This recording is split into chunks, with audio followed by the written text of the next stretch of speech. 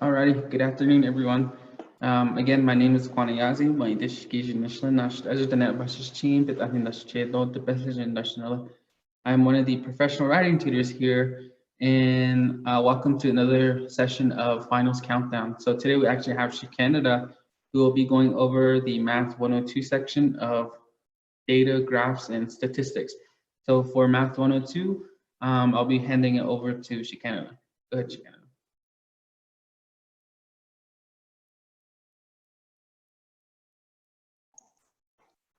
Hello, I'm Sikander. I'm the professional math tutor, and I'll be going over data, graphs, and statistics.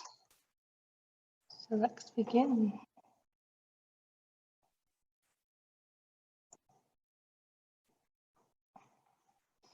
So data, graph, and statistics.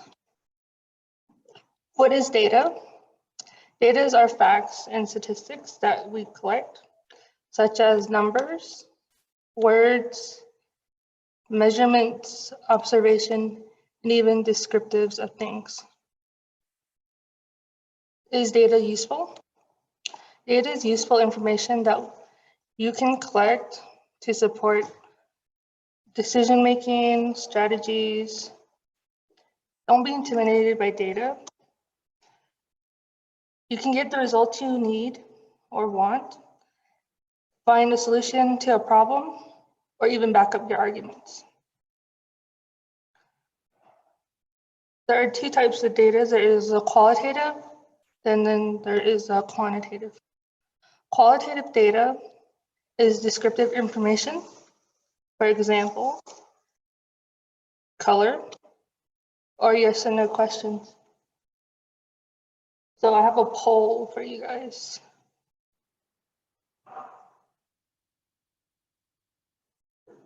First one. So answer this poll. Do you have animals? So yes or no?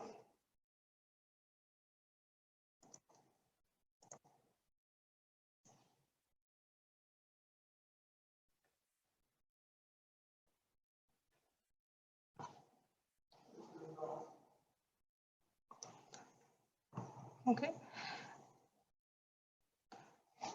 So in your poll, most of you guys, all you guys put yes.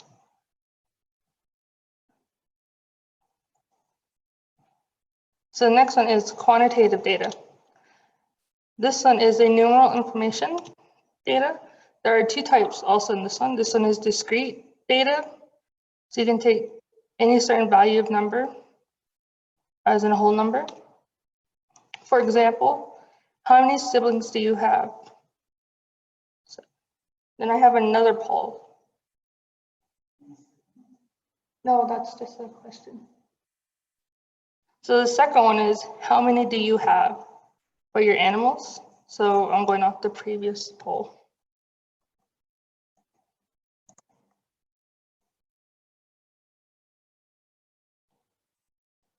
So all you guys put, you have more than 2 animals, 2 or more.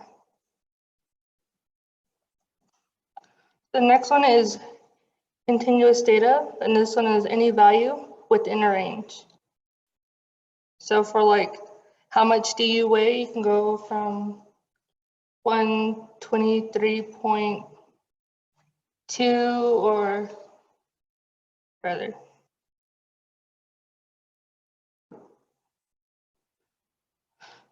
Collecting data. Data can be collected in many ways. A simpler way is observation, to observe. We can use surveys or polls. Who do we collect data from? First one is going to be the population, is going to be a group or a collection of observation of data. Then there's the census. It is collecting data from a group of the population. Sample is collecting data from a select member of the population. So for example, let's say our population is in a college. Our census could be the schools. So the School of STEM, the School of Culture and Education, School of Art and Humanities, the School of Business. Our sample, students, staff, faculty, our campus or centers. Tables and graphs. Tables and graphs are visual representation.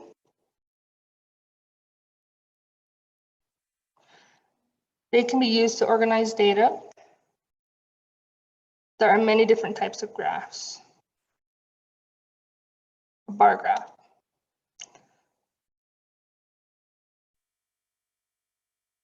A bar graph is a graph that presents data in categories. It's on a rectangular graph. This graph has bars that are at any length. They can go vertical, as you see right here, or they can go horizontal, this way. So this one is, it could be a health plan. There's two types of plans. Then it goes by counties. Then there's the line graph. A line graph is a type of graph that shows information over time. So for this one is social media trafficking trends.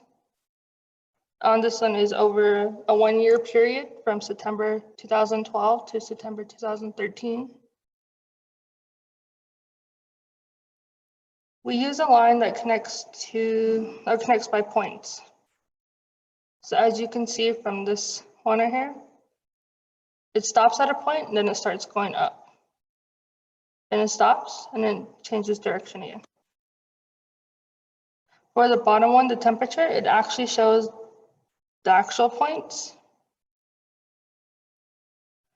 And there's two lines, shows for high and low temperatures, and that's over a 1 week period. It is also called a line chart. Circle graph. A circle graph can show information at a portion matter. So you can show your budget, computer usage. The data can be divided into sectors that each section or each representation of a part of a whole. It is also called a pie graph. So now lastly is the mean, median, mode, and range. Mean is a data set, or is one of the data sets. It is found by adding all the numbers. So we're going to add 5, 3, and 10 and divide it by the number value. So there are 1, 2, 3, there's 3 values right here. So once we add it, and our total is 18, then we are going to divide 18 by how many numbers are right here. Since there's 3, so 18 divided by 3 is 6. So our mean is 6. Our median. Median is another data set. There are 2 ways to find a median. The first way is when the value of the number is odd, then that middle number is the median. So what I mean by odd for this first one, so you're going to count 1, 2, 3, 4, 5, 6, and 7. There are 7 numbers here. So our middle number of the 7 is a 6. So the median is a 6. The second way is when the number value is even. Then we add the 2 middle numbers, and then we're going to divide it by 2. Then the answer would be the median. So for this one, we have about, there's 1, 2, 3, 4, 5, 6, 7, 8. There's 8 numbers in the bottom one. So we are going to grab the 2 middle numbers, which is a 4 and a 5. we are going to add it together. Then we're going to divide it by 2. So once we divide it by 2, we get 4.5. The 4.5 is going to be our median. Mode. The last data set is mode. When you're looking for a mode, first you're going to rearrange your numbers. Then you're going to locate the number that appears more than once. So for our original set, is this one right here. We are going to rearrange these numbers. This one. Now we're going to look for the number that has more than once. So we have 2, we have another 2, another 2. Then we have a 4, a 6, a 7, and a 15. So we have 3 2s. So our mode is going to be 2. And our range. Our range is the difference between the lowest and the value and the highest value.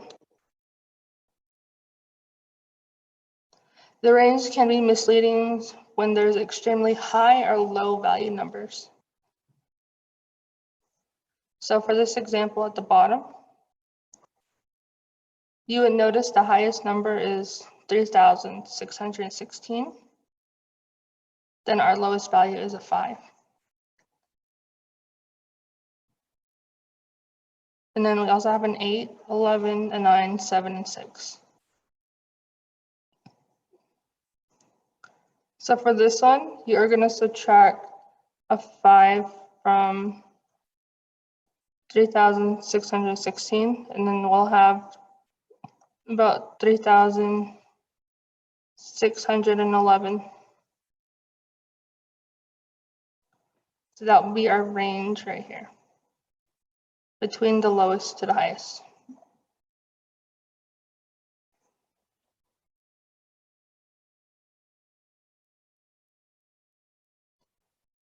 So that's the end of my presentation.